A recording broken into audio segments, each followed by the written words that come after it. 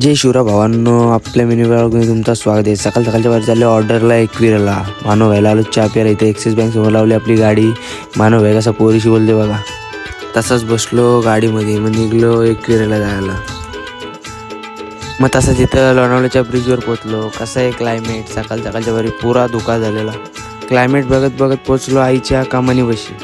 मग घेतल्या छोट्या लगेच क्लिप. मग तसंच पोचलो वर. तिथे भेटला आपला पियुष भाई. फुल खुश होता. पियुष भाऊचा त्याचाच बड्डे. मग त्याला घेतला लगेच विश करून.